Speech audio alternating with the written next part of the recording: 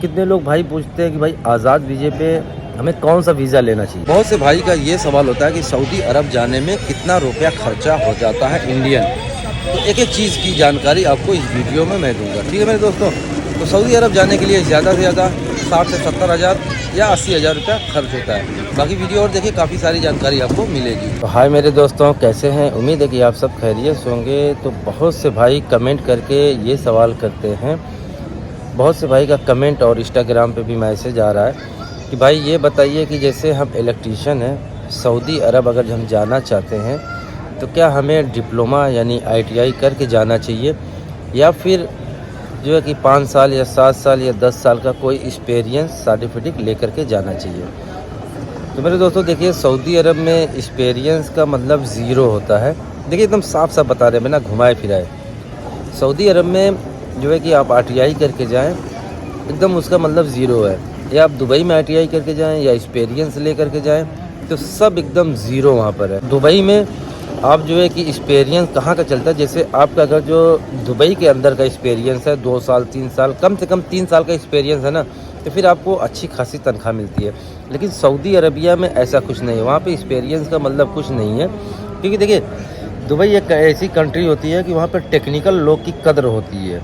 समझ गए ना? अगर ये इलेक्ट्रीशियन है या प्लम्बर है या AC मैकेनिक है या कार मैकेनिक है, जो भी मतलब आप डिपार्ट के हैं, तो वहाँ पर जो है टेक्नीशियन लोग की जो है कदर होती है। लेकिन सऊदी अरबिया है कि आप 50 साल का आपका एक्सपीरियंस हो, या आप 50 साल पहले ITI किए हों या आज की डेट में ITI किए हों, वहाँ पे ज़ीरो है। वहाँ पे जो हेल्पर है वो ठेकेदार बना हुआ है, और जो कारीगर है, एक नंबर का कारीगर, वो हेल्पर के नीचे काम करता है, यानी जो ठेकेदार बना हुआ होता है। तो ITI UTI का मतलब ज़ीरो है। और कितने भाई बोलते हैं कि क्या भाई हमें कंपनी में जाना चाहिए सऊदी अरबिया में, या फिर कफिल के अंडर में जाना चाहिए, या आज़ाद वीज़े पे जाना चाहिए। भाई देखिए, जो कंपनी होती है, अगर जो आप किसी अच्छी कंपनी में गए तो ये तो सबसे बेस्ट होता है। कंपनी में जाने से फ़ायदा क्या होता है कि कंपनी में चाहे थोड़ा सा काम रहे, चाहे ज़्यादा काम रहे, या काम नहीं भी है, तो भी आपकी तनख्वाह जो है ना वो चालू होती है, और टाइम टू टाइम पूरी तनख्वाह कंपनी में मिल जाती है। ट्रांसपोर्ट का खर्चा, उसके बाद जो रूम होता है, रूम का खर्चा, खाने का खर्चा, ये सब कंपनी का होता है। कोई कोई कंपनी खाना पका करके देती है, और कोई कोई कंपनी, जैसे मान लीजिए आपकी 1500 रियाल तनख्वाह है, तो उसमें 200 प्लस कर देती है, यानी 1700 रियाल आपको तनख्वाह मिलती है। और कोई कोई कंपनी खाना बना करके देती है। तो कंपनी में जाने का फ़ायदा यही होता है। और जो वर्क परमिट होता है वो भी कंपनी बना करके देती है। और जैसे कफिल के अंडर में जाएंगे, कंपनी में एक चीज़ का फ़ायदा और है कि जो आने जाने का टिकट होता है फ़्लाइट का, वो भी कंपनी देती है। लेकिन अगर जो उसका एक एग्रीमेंट होता है कि 2 साल का एग्रीमेंट होता है, अगर 2 साल से पहले आप ट्रैवल करना चाहते हैं या छुट्टी आना चाहते हैं, तो 2 साल में आपको 2 साल से पहले अगर जो आप आएंगे तो एक तरफ का टिकट आपको लगाना पड़ेगा और एक तरफ का कंपनी देगी। अगर जो आप 2 साल में आएंगे तो फिर जो है कि पूरी आपको कंपनी देगी। और जो कफिल के अंडर में होता है, तो कोई कोई कफिल देखिए वर्क परमिट बना करके देता है और आने जाने का टिकट भी देता है। लेकिन कफिल के अंडर में आएंगे तो एक चीज़ का फ़ायदा है कि अगर जो आप 4 महीने की छुट्टी आना चाहें, 6 महीने की छुट्टी आना चाहें, तो आराम से आ सकते हैं। लेकिन कंपनी में क्या होता है कि आप सिर्फ़ और सिर्फ आपको 40 दिन की छुट्टी मिलेगी, बहुत ज़्यादा से ज़्यादा मिलेगी तो 50 दिन की या 2 महीने की छुट्टी। इससे ज़्यादा छुट्टी कंपनी में नहीं मिलती है। बहुत सी 100 में से एक आध कंपनी ऐसी है कि जो 3 महीने 4 महीने की छुट्टी देती है, लेकिन ज़्यादातर 40 दिन की छुट्टी होती है। और कफिल के अंडर में है तो आप 4 महीना, 6 महीना, 3 महीना, जितने दिन की भी आना चाहे आ सकते हैं, और कोई तनख्वाह आपको नहीं मिलेगी। जितने दिन आप इंडिया में या अपने मुल्क में जाएंगे उसकी कोई तनख्वाह नहीं मिलती है।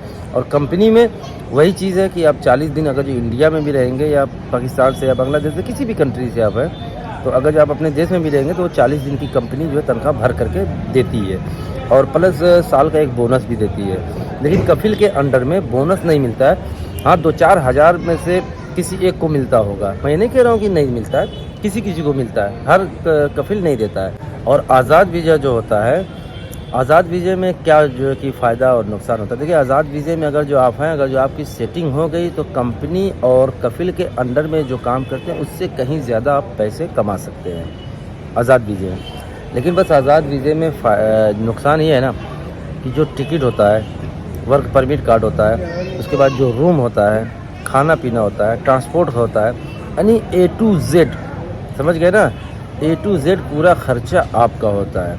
और कफिल के अंडर में रहेंगे तो कफिल रूम देता है, टिकट देता है, जो वर्क परमिट कार्ड जिसे हम अरबी में इकामा बोलते हैं, ये सब कफिल देता है। और कंपनी में भी यही सिस्टम है। लेकिन कफिल जो है कि कोई कोई क्या बोलता है, जैसे एक तरफ का टिकट देगा, या फिर आज के डेट में इकामा महंगा हो गया है तो कोई कोई कफिल बोलता है कि आधा इकामे का पैसा मैं दूंगा, आधा तुम्हें देना है। ये चीज़ होती है। लेकिन जो आज़ाद वीज़ा होता है तो आज़ाद वीज़े में पूरा A to Z आपको जो है करना पड़ता है। काम है नहीं है, काम नहीं है तो रूम पे सोए रहो, काम है तो कमाए, नहीं काम है तो नुकसान है। तो ये चीज़ का फ़र्क होता है आज़ाद में और कंपनी में और कफिल के अंडर में। लेकिन एक चीज़ है कि आप अगर जो 1 साल कंपनी में या कफिल के अंडर में काम करके मान लीजिए इंडियन 5 लाख रुपए बचा लिए मिसाल के तौर पे, अगर आज़ाद वीज़े पे हैं, अगर 6 महीना भी आपका काम चल गया तो 5 की जगह 10 लाख रुपए बचा सकते हैं। तो ये एक फ़ायदा होता है। क्योंकि अगर जो आप आज़ाद वीज़े में अगर जो हेल्परी भी करेंगे ना तो महीने का 70-80 हज़ार रुपये में इंडियन 70-80 हज़ार रुपये में दाग नहीं है। तो लोग इसीलिए ज़्यादातर आज़ाद वीज़े पे जाना पसंद करते हैं। अब कितने लोग भाई पूछते हैं कि भाई आज़ाद वीज़े पे हमें कौन सा वीज़ा लेना चाहिए। भाई देखिए, अगर जो आप टेक्निकल है तो टेक्निक का वीज़ा, इलेक्ट्रीशियन है तो इलेक्ट्रिक का लेके जाइए, प्लम्बर है तो प्लम्बर का वीज़ा लेकर के जाइए। मतलब लीगल तरीके का मैं बता रहा हूँ, ठीक है। तो इसमें क्या होगा कि कहीं अगर जो आप काम कर रहे हैं या वहाँ पे चेकिंग आ गई तो आपको कोई टेंशन की ज़रूरत ही नहीं है। आपका इकामा पूछेंगे चेकिंग करने वाले, जो पुलिस वाले होते हैं जिसे सुरता बोलते हैं, जौज़ात या मकतब आमिल, जो भी यही लोग चेक करते हैं। इकामा पूछेंगे, देखेंगे कि हाँ प्लम्बर का, ये प्लम्बर का काम कर रहा है तो छोड़ देंगे। लेकिन अगर जो बस फ़र्क ये होता है कि जो इलेक्ट्रीशियन है, प्लम्बर है, ये सब का वीज़ा जो है सेम टू सेम होता है, एक ही दाम में निकलता है। लेकिन जो वर्क परमिट कार्ड होता है वो महंगा बनता है, लेकिन सस्ता भी बनता है। कैसे सस्ता बनता है कि किसी सऊदी के पास, यानी जो कफिल जिसे हम कहते हैं, यानी जो सेठ होता है उसे हम कफिल कहते हैं, ठीक है। मान लीजिए अगर जो उसके पास 2 आदमी 3 आदमी है तो वहाँ पर आपका इकामा सस्ता बनता है। जो इंश्योरेंस होता है, यानी जिसे हम अरबी में तामीन कहते हैं, इंश्योरेंस और मकतब आमिल और जौज़ात, ये तीनों मिला करके 1100-1200 रियाल में 1 साल का वर्क परमिट कार्ड बन जाता है। और यही वीज़ा जो 1100-1200 में बन रहा है, अगर जो यही इकामा आपके कफिल के पास 5 आदमी 6 आदमी 7 आदमी है तो फिर यही इकामा 1100 के बजाय 11.5 से 12,000 रियाल में बनता है, ठीक है।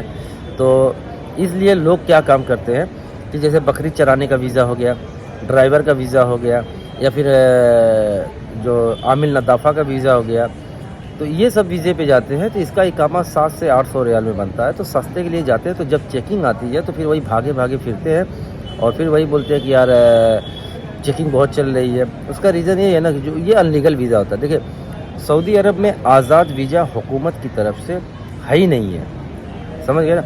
बस ये कफिल से हमारा एक इत्तेफाक होता है कि भाई मैं आया हूँ, मैं बाहर काम करूँगा, तू मंथली का कितना लेगा। तो उसमें जो भी कफिल से हम मंथली बांध लेते हैं, यानी जो सेट होता है जिसके वीज़े पर हम होते हैं, तो 300 रियाल 400 रियाल 500 रियाल मंथली बांध लेते हैं। तो उसके बाद हम जितना भी कमाएँ तो 500 रियाल 400 रियाल जो भी मंथली होता है हमको महीने का उसको देना होता है। बाकी हम कहीं पर भी जाके काम करें उसका कोई टेंशन नहीं होता। तो ये एक छोटी सी जानकारी थी, तो मैंने सोचा आप लोगों के साथ शेयर करूँ। वीडियो अच्छी लगी हो तो सब्सक्राइब ज़रूर करिएगा। चलिए फिर किसी और वीडियो में मिलेंगे, तब तक के लिए अल्लाह हाफ़िज़।